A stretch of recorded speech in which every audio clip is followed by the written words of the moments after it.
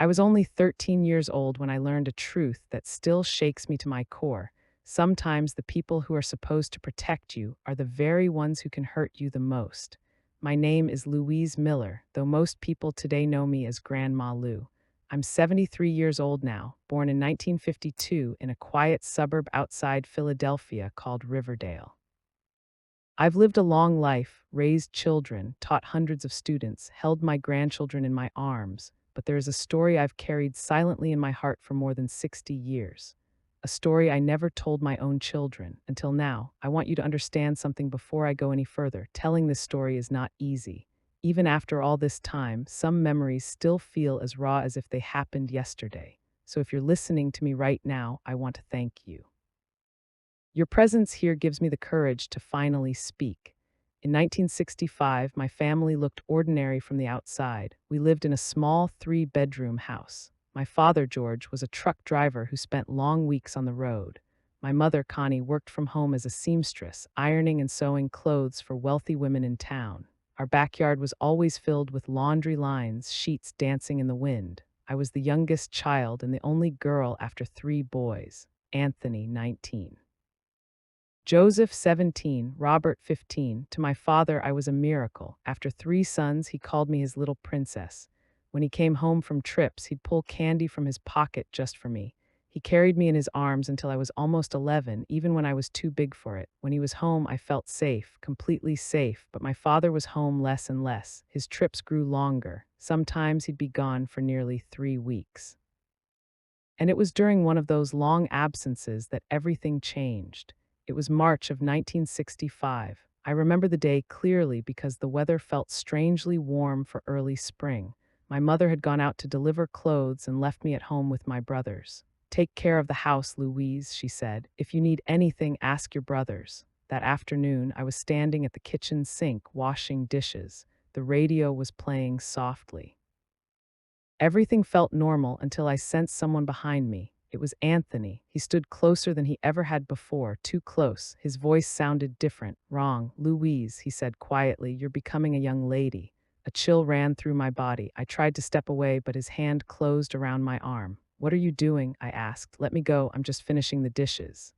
That's when Joseph walked into the kitchen. For one brief moment, I felt relief. I thought he would help me. Defend me, say something, but instead he smiled, not a brother's smile, something colder. Then Robert appeared in the doorway, leaning casually against the frame, watching. The look in his eyes told me something was terribly wrong. "Mom won't be back until tonight," Joseph said calmly. In that moment, I understood something my 13-year-old mind could barely process. They had planned this. What happened next shattered my world forever. The boys who shared my last name, my blood, the ones who were supposed to protect me, became the reason my childhood ended that very day. And when it was over, as I lay on the cold kitchen floor unable to move, Robert said something that would haunt me for decades. "If you tell anyone, no one will believe you." I didn't know it yet, but that afternoon was only the beginning. I stayed on that kitchen floor for nearly an hour after they left. I don't remember how long I cried. Time stopped meaning anything. My body felt heavy, like it no longer belonged to me. When I finally managed to stand, my legs trembled so badly I had to hold onto the counter just to stay upright. I went straight to the bathroom. I turned on the shower as hot as it would go and stood under the burning water, scrubbing my skin until it turned red. I washed and washed, convinced that if I tried hard enough, I could erase what had been done to me. But no matter how long I stayed there, I couldn't feel clean. When my mother came home that evening, I forced myself to act normal. It was the hardest thing I had ever done. She noticed my swollen eyes immediately. "Is everything okay, Louise?" she asked, concern creasing her face. "Yes, Mom," I said quickly, "just a headache." That night, I locked my bedroom door and pushed my dresser against it. I slept curled into myself, every sound making my heart race. I didn't understand yet that locks wouldn't protect me in my own home. The next morning, my mother went to the market, and they came back. Anthony shoved the door open so hard the dresser slid across the floor. "No use locking yourself in," he said with a cruel smile. "This is our house, too." From that day on, my life became a cycle of fear. Every time my mother left the house, every time my father was away on the road, they knew exactly when it was safe to hurt me. They watched the clock. They memorized my mother's routines: Tuesdays and Thursdays when she delivered clothes, Saturdays when she stayed at the market for hours. They took turns. One stood watch while the others— I can't finish that sentence even now. The abuse grew more frequent, more violent, and the worst part wasn't just the pain, it was the betrayal. These were my brothers, the boys I had grown up with, the boys who once walked me to school and teased anyone who picked on me. At school, I began to disappear. I stopped talking, I stopped laughing, I stopped eating properly and lost weight so fast my clothes hung off me. Dark circles formed under my eyes, my grades collapsed. Teachers pulled me aside, asking what was wrong, telling me I wasn't myself anymore. I wanted to scream the truth, but Robert's words echoed in my head: no one will believe you. Slowly, that lie began to poison my thoughts. I started asking myself questions no child should ever ask. Did I do something wrong? Was this somehow my fault? Had I caused this? At home, I tried to make myself invisible. I wore baggy clothes. I cut my hair short. I stopped smiling, but nothing worked. It only seemed to make them angrier. Then they started destroying my relationship with my mother. At dinner, Anthony would casually say things like, "Louise has been talking to older boys lately." Joseph would nod. "Yeah, we've seen it." My mother began watching me, not to protect me, but to police me, to make sure I wasn't behaving improperly.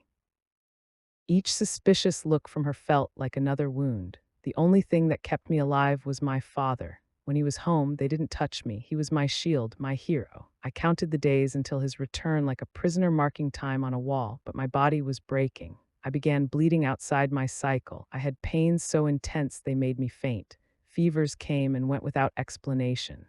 I was 13 years old and my body was screaming for help. One night, after a particularly brutal attack, I collapsed on the bathroom floor in a pool of blood. I remember thinking, maybe this is how it ends, and part of me felt relief. Then, by a miracle I still thank God for to this day, my father came home early from his trip hours before he was supposed to, and for the first time since March, the truth was about to collide with reality. I don't remember hearing the front door open that night. What I remember is my father's voice, soft at first, calling my name in the darkness of my room. He always did that when he came home from a trip, leaning down to kiss my forehead before letting me sleep. "Louise, princess," I was barely conscious. My body felt distant, like it no longer belonged to me. When his hand touched the bedsheet, he froze. The light snapped on. I'll never forget the sound he made, a sharp breath, half gasp, half prayer. "My God, Connie," he shouted, "come here, now." I tried to speak, tried to smile and tell him I was happy he was home, but all that came out was a whisper: "Dad, help me." Then everything went dark. The rest of that night lives in my memory like broken glass. Shouts, footsteps, my mother crying, being lifted into my father's arms. The cold night air as he carried me out of the house like I was still his little girl. What I remember most clearly is my brothers' faces as they watched. Not concern, not fear for me, fear for themselves. At the hospital, voices floated above me as if I were underwater. Doctors moved quickly. Nurses rushed in and out. Someone said my blood pressure was dangerously low. Someone else said I had lost too much blood. Then I heard the sentence that changed everything: "This girl has been a victim of repeated and violent sexual abuse. We need to call the police immediately." My father lost control. He screamed. He threw things. 3 nurses had to restrain him as he demanded to know who had done this to his daughter. My mother sat in a corner, rocking back and forth, her face empty, like her mind couldn't process what was happening. A social worker came in. Her name was Margaret. She had kind eyes and a calm voice. She took my hand gently. "Louise," she said, "I'm here to help you. Can you tell me who did this to you?" I looked at my father, broken. I looked at my mother, destroyed, and I lied. "It was some boys," I whispered. "On the way home from school. I don't know them." That lie came out easily, too easily. It would become the first of many lies I told to protect people who never protected me. I spent a week in the hospital. I had emergency surgery. The doctors told my parents the internal damage was so severe I might never be able to have children. I was 13 years old. During that week, my brothers never once came to see me. My father stayed by my side day and night, holding my hand while I slept. "I'll find who did this," he promised. "I swear I will." The police came again and again, asking questions. Their eyes told me they didn't believe my story. One detective warned me gently that if I didn't tell the truth, the men who hurt me could do the same to other girls. That thought tortured me. Then the night before I was discharged, Robert came. He slipped into my hospital room when my parents were gone. He looked smaller somehow, pale, shaking. "I'm sorry," he whispered, tears streaming down his face. "They said they'd beat me if I didn't do it. I didn't want to, I swear." I stared at him, feeling nothing, no anger, no comfort. "Go," I said quietly, "before my dad comes back." As he left, he turned and said something that chilled me to the bone. "If Dad finds out, he'll kill us." And deep down, I knew he was right. I went home believing the worst was over. I was wrong. The truth was only beginning to push its way to the surface, and when it did, it would tear my family apart forever. When I returned home from the hospital, nothing felt the same. My father had tried to make it feel like a fresh start. He painted my bedroom walls a soft yellow, the color I used to love. He bought new sheets, installed a heavy lock on my door, and handed me the key like it was a sacred promise. "No one comes in here without your permission," he said firmly. "No one." I nodded, clutching the key in my hand, wanting to believe that a lock could erase what had already happened. The house itself felt different, quieter, tense. My brothers avoided me completely. They left early in the morning and came home late at night, barely speaking, barely breathing the same air as me. My mother tried to act as if life could return to normal. She cooked my favorite meals, brushed my hair like she used to when I was little, and smiled too often, forced, fragile smiles that cracked the moment she thought I wasn't looking. But something between us had broken. She watched me constantly, not with protection, but with suspicion, as if she were trying to understand how this tragedy had happened without seeing what was right in front of her. My father refused to go back on the road. He stayed home, spending his days at the police station, chasing shadows, searching for men who didn't exist. At night, he sat on the edge of my bed until I fell asleep, his large hand wrapped around mine. "Nothing bad will ever happen to you again," he whispered. "I promise, but bad things don't disappear just because someone promises they will." The nightmare started almost immediately. I woke up screaming, drenched in sweat, my heart pounding like it would burst out of my chest. Sometimes I couldn't breathe. Sometimes I was convinced they were standing over me, waiting in the dark. My father would rush in, hold me, rock me like I was still a child. "They're just dreams," he'd say. "They can't hurt you." But they weren't dreams, they were memories. At school, the whispers followed me. Even though no one officially knew what had happened, small towns have a way of knowing things. People stared, some pitied me, others avoided me like I was contagious. I stopped eating lunch with classmates and spent my breaks alone under a tree in the yard, wishing I could disappear. At home, the tension grew heavier every day. My father's frustration turned into suspicion. He began noticing things: how my brothers avoided his eyes, how they jumped when he raised his voice, how Anthony grew defensive and aggressive, Joseph silent and distant, Robert pale and haunted. One night, I heard my parents arguing in their bedroom. "There's something wrong with this story, Connie," my father said, his voice low but shaking. "None of it adds up. They're your sons," my mother replied desperately. "Don't say things like that." "And she's my daughter," he snapped. "Look at her, look at what she's become." I sat on my bed, holding my breath, tears running silently down my face. The truth was circling us like a storm cloud, growing darker by the day. Then came the afternoon when everything collapsed. It was a quiet Tuesday. My mother was outside hanging laundry. My father had gone to the police station. I was sitting in the living room, trying to focus on homework I couldn't understand. Anthony sat down beside me without a sound. "We need to talk," he said calmly, gripping my arm. "Dad is getting suspicious." Something inside me snapped. "Let go of me," I said through clenched teeth. "Don't ever touch me again." Before he could answer, the front door slammed open.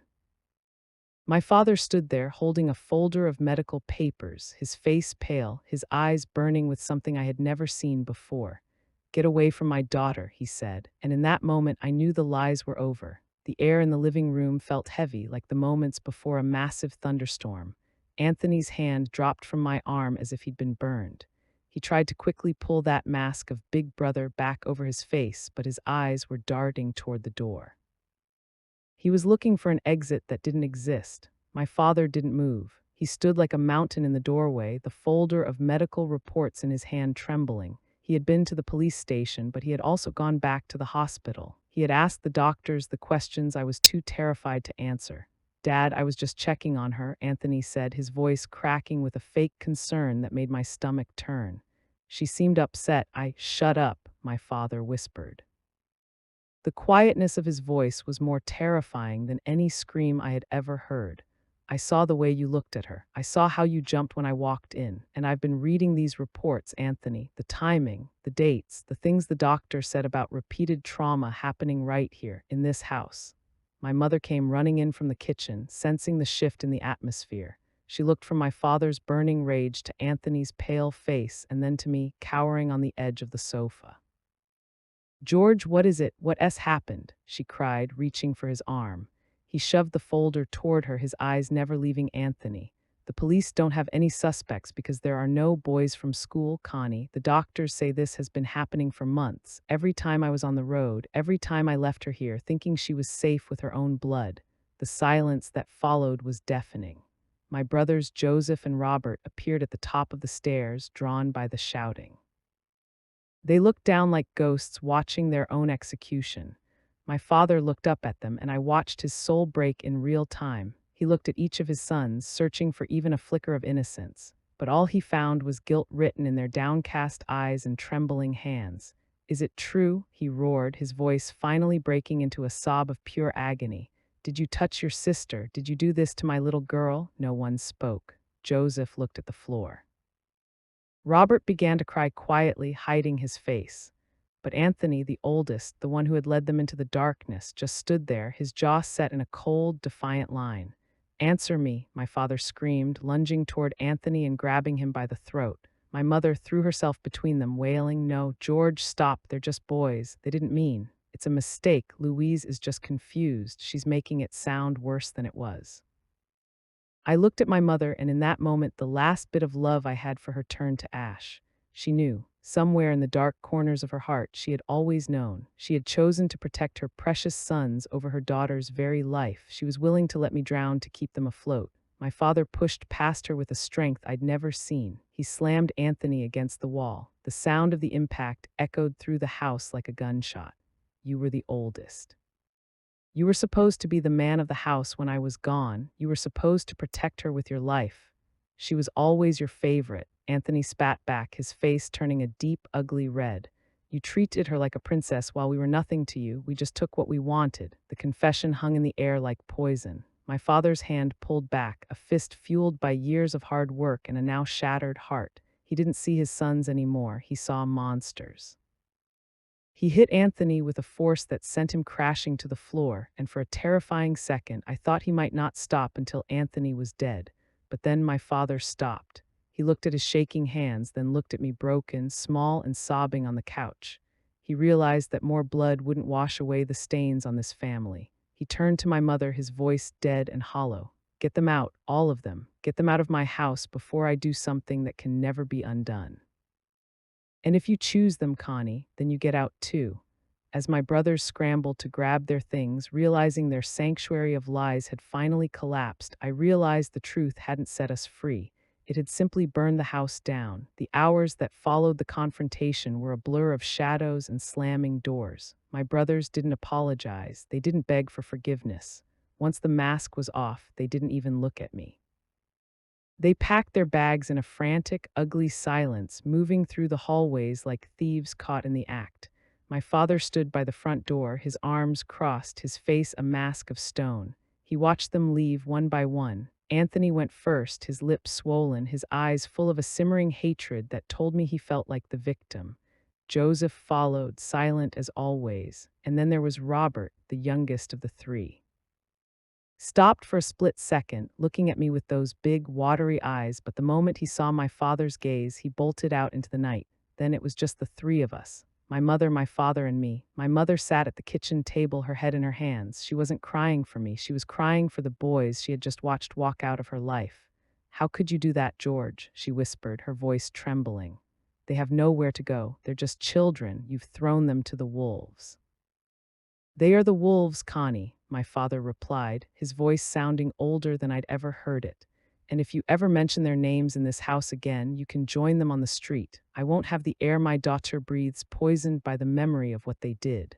That night was the quietest night of my life. The house, which had once felt crowded and chaotic, now felt like a tomb.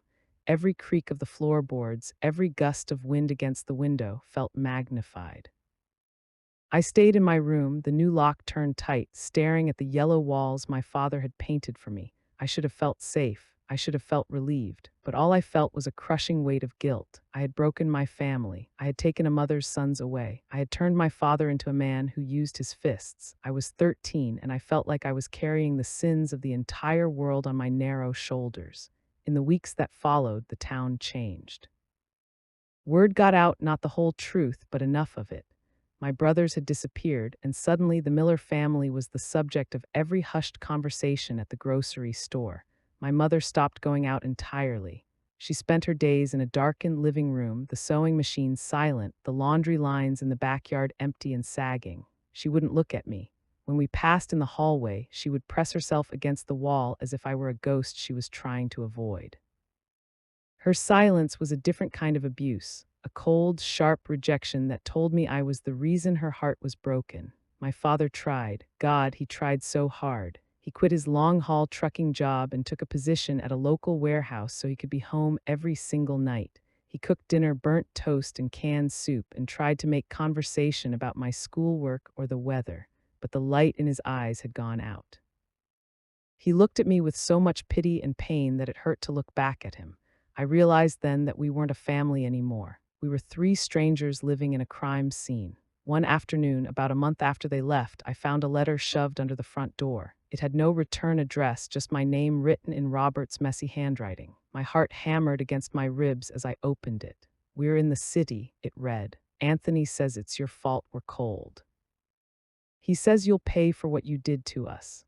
I didn't show the letter to my father. I took a match, lit it in the bathroom sink, and watched the paper turn to black ash. But the threat stayed with me. It lived under my skin. I realized that even though they were gone, I was still a prisoner. I was still looking over my shoulder, waiting for the shadows to come back for me. I realized then that if I stayed in this house, in this town, I would never truly wake up from this nightmare. I was 13, but I was already planning my escape. I didn't know where I would go or how I would survive, but I knew one thing for certain. The girl who lived in the house with the yellow walls had to die so that I could finally live. Leaving Riverdale was the only way I could breathe again. As soon as I turned 18, I packed a single suitcase and took the first bus heading west. My father cried when I left, not because he was angry, but because he knew that every corner of our house was a reminder of a war I hadn't asked to fight. My mother didn't even come to the door to say goodbye. She just stayed in her room, the door closed, a silence between us that would last for the rest of her life. I ended up in a small town in Ohio, a place where no one knew the name Louise Miller. I changed my last name, took a job waitressing at a local diner, and spent my nights at a community college. I worked until my bones ached, hoping that if I stayed busy enough, the memories wouldn't be able to catch up to me. For years, I lived like a shadow. I didn't date. I didn't make close friends. I was terrified of being touched, terrified of letting anyone get close enough to see the scars I carried. The doctors had told me I might never have children due to the damage I sustained at 13, and in a strange, twisted way, I was okay with that. I didn't think I was capable of bringing life into a world that had been so cruel to me, but life has a funny way of giving you exactly what you need when you least expect it. When I was 24, I met a man named David. He wasn't loud or demanding. He was a quiet librarian who noticed that I always read the same book of poetry during my lunch breaks. He didn't push, he just waited. He waited for months until I felt safe enough to even hold his hand. When I finally told him my story, shaking, sobbing, expecting him to walk away, he did something I never expected. He didn't look at me with pity. He looked at me with a fierce, protective respect. "Louise," he said, "you aren't broken, you're a survivor. And survivors are the strongest people on this earth." Against every medical odd, 2 years later, I found out I was pregnant. I spent 9 months in a state of constant prayer and terror. I was terrified that I wouldn't know how to be a mother, that the darkness of my past would somehow leak into my child. When my daughter, Sarah, was born, the nurses placed her in my arms, and for the first time in my life, the world went completely quiet. I looked down at her tiny fingers, her perfect, innocent face, and I felt a wall inside me crumble. I realized then that my brothers hadn't won. They had tried to destroy my future, but here it was wrapped in a pink blanket, breathing softly against my chest. I made a vow to Sarah that day. I promised her she would never know the fear I knew. She would grow up in a house where the doors didn't need locks, where voices were never raised in anger, and where she was loved so deeply it would serve as a shield against the rest of the world. And for 20 years, I kept that promise. I became a teacher, David and I built a beautiful life, and Sarah grew into a confident, brilliant young woman. I never told her about Riverdale. I never told her about her uncles or the grandmother who chose them over me. I wanted her world to be pure. But secrets are like weeds. If you don't pull them out by the roots, they always find a way back to the surface. On Sarah's 21st birthday, a package arrived at our door. There was no return address, just a weathered, yellowed photograph of a family of 6 standing in front of a small house with laundry lines in the back. On the back of the photo, a single sentence was written in a handwriting I recognized instantly. "You can't run forever, little princess." My heart stopped. The past wasn't just a memory anymore, it had found my front door. The photograph felt like a piece of burning coal in my hand. After 20 years of silence, 20 years of building a fortress around my daughter's life, the monsters had stepped out of the shadows. David saw my face turn ashen and took the photo from me. He didn't have to ask, he knew. "Mom, what is that?" Sarah asked, her voice light and curious, reaching for the picture. I had a choice in that moment. I could lie, hide the photo, and keep running, or I could finally do what I should have done 60 years ago. I could take away the power of their secret by bringing it into the light. "Sit down, Sarah," I said, my voice steadying. "There is a story I need to tell you. It's a story about a girl named Louise Miller and the brothers who tried to break her." I told her everything. I told her about the kitchen floor in 1965, the betrayal of my mother, and the hero my father tried to be. I told her about the letter I burned and the fear I had carried every single day, even when I was tucking her into bed at night. Sarah didn't look away once. Tears streamed down her face, but she didn't look at me with pity. She looked at me with the same fierce pride David had shown all those years ago. "They think they still own you, Mom," Sarah whispered, gripping my hand. "But they're wrong. They're just pathetic old men hiding in the dark." The package wasn't just a threat. It was a desperate attempt to regain control. My brothers had lived miserable, hollow lives, moving from city to city, never finding peace because they carried their own rot inside them. They wanted to see if I was still that terrified 13-year-old girl, but I wasn't. Instead of hiding, I did something they never expected. I took that photograph to the local police and reported the stalking. I hired a private investigator to find out where they were. I found out Anthony was in a state-funded nursing home, dying alone. Joseph was gone, and Robert was living in a trailer on the outskirts of Philly, haunted by the very demons he helped create. I didn't go to see them. I didn't need a confrontation to find closure. My closure was standing right in front of me, my daughter, graduating from law school, a woman who knew her worth and would never let anyone take it from her. I am 73 years old now. My father has long since passed away, and my mother died years ago in that house in Riverdale, still surrounded by the silence she chose. I went back to that house once just to stand on the sidewalk and look at it. It looked so small, so insignificant. I realized then that the house didn't hold the power I did. I'm telling you this story today because I know there are others out there. Maybe you're that girl on the kitchen floor. Maybe you're the one hiding behind a locked door, wondering if anyone will ever believe you. I want you to hear me. You are not what happened to you. You are not the shame they tried to give you. You are the architect of your own future, and no matter how deep the shadows are, they cannot put out the light inside you unless you let them. My name is Louise Miller. I am a daughter, a wife, a mother, and a teacher. But most importantly, I am free. The monsters didn't win. I did. And if you're listening to this, so can you. Don't let your story end in the dark. Turn on the light, speak your truth, and watch the shadows disappear.